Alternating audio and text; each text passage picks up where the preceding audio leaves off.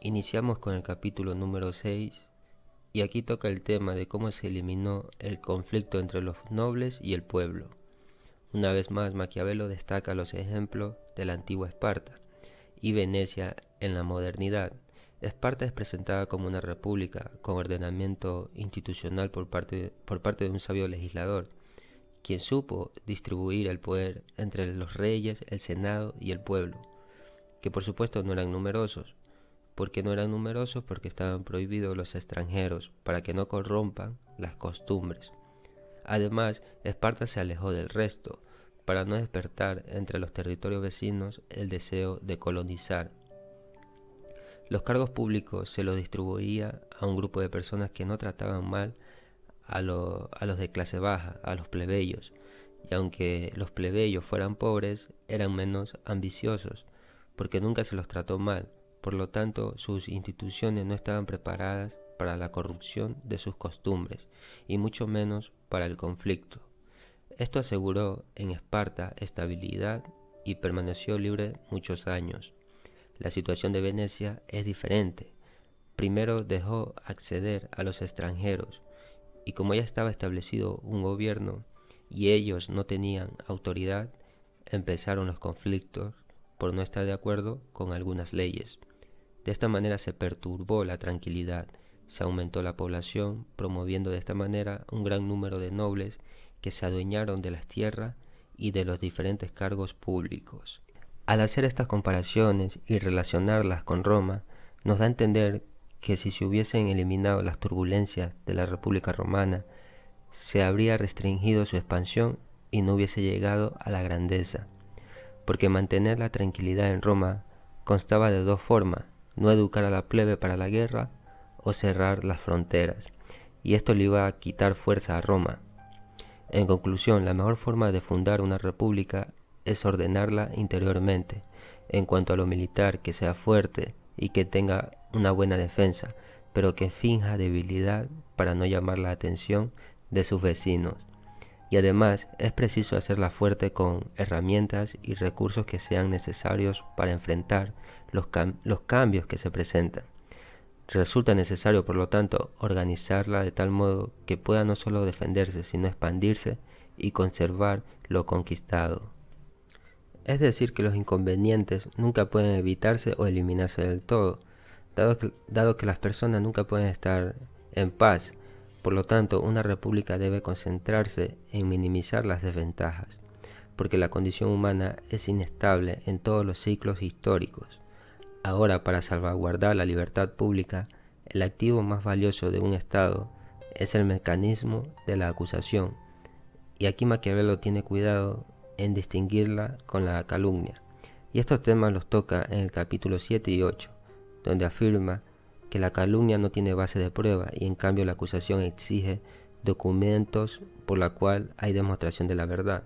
Para fortalecer este argumento cita dos ejemplos, el de Cayo Marcio y el de Marco Capitolino. El primero fue acusado por levantar en armas contra Roma y fue ejecutado por la opinión pública, es decir, por medios legales. Y el segundo fue condenado por alta traición y fue arrojado por la roca Tarpeya por crear noticias falsas. Dentro de las acusaciones también encontramos personas que tienen poder y pueden hacer lo que a ellos les plazca. Y acusar a un individuo que tiene riqueza ante 8 jueces no es suficiente, porque él pertenece a los que tienen el poder. Maquiavelo recomienda las acusaciones públicas porque afectan solo a unas pocas personas, aunque sea injustamente, el pueblo quedará satisfecho, porque simplemente los juicios se llevan a cabo en público de acuerdo con la ley, y así se mantendrá estable el gobierno republicano. Pero si son juicios donde el pueblo no participa, la clase alta tratará de aumentar su capacidad de oprimir a los demás y también tratará de exonerar a uno de los suyos en una sesión a puerta cerrada, y eso seguirá siendo sospechoso para el pueblo.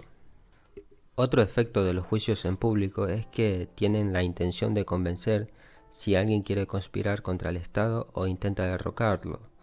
Esos individuos serán castigados en público, además permitirá desahogar la ira del pueblo, dirigiéndola contra un solo individuo Así que para fundar una república se debe establecer leyes, donde todo ciudadano pueda acusar a los demás sin temor y no tener consideración alguna.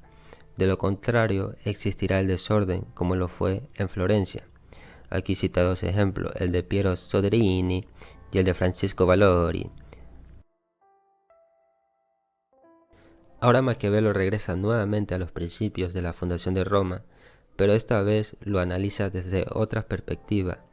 Comenta sobre la discusión que tuvieron Rómulo y Remo en relación a la ubicación de la ciudad, y como no se decidieron, pensaron que era mejor consultar el vuelo de las aves.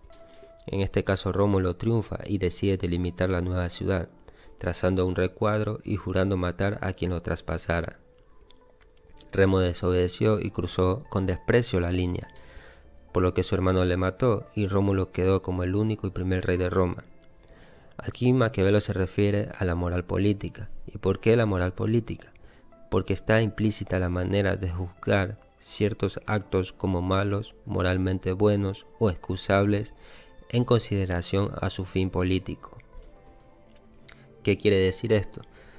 A ver, Maquiavelo en este caso justifica las acciones de Rómulo, llamándolo prudente y virtuoso, porque Rómulo utilizó la violencia para obtener la paz, y esta violencia benefició a la ciudad.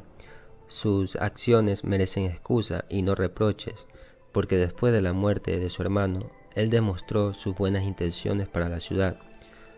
Muchas veces las acciones malas, como el asesinato, el robo, el engaño, pueden considerarse buenas, al juzgarse necesario para lograr un fin bueno.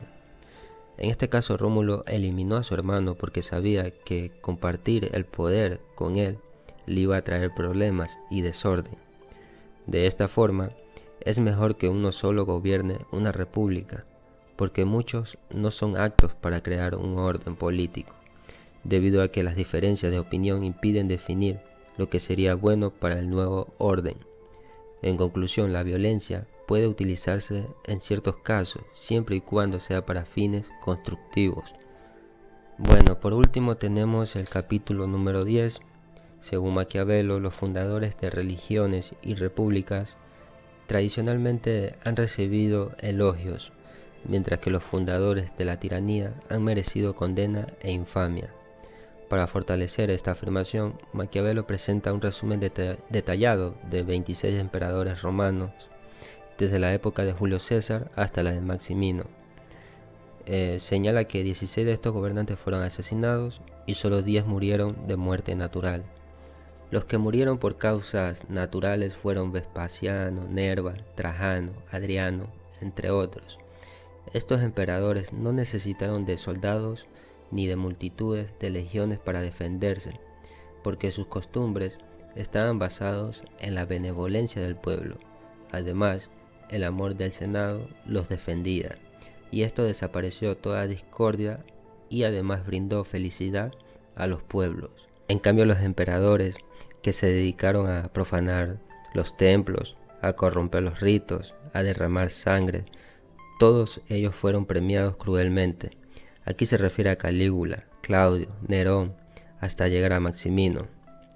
Para Maquiavelo, estos emperadores eran detestables porque se dedicaron a destruir la religión, a no respetar ni siquiera a su propia madre, y esto conlleva al desorden de los gobiernos y repúblicas. En conclusión, los hombres deben de aprender del pasado. La cuestión de imitar o al menos de tener en cuenta los buenos ejemplos ofrecerá al gobernador en esta vida fama y gloria después de la muerte. Pero si el gobernador es destructor, enemigo de la virtud, de las letras y de todo arte útil para el ser humano, vivirá con la infamia, con la angustia, con un miedo intenso a las conspiraciones y será despreciado en vez de ser elogiado.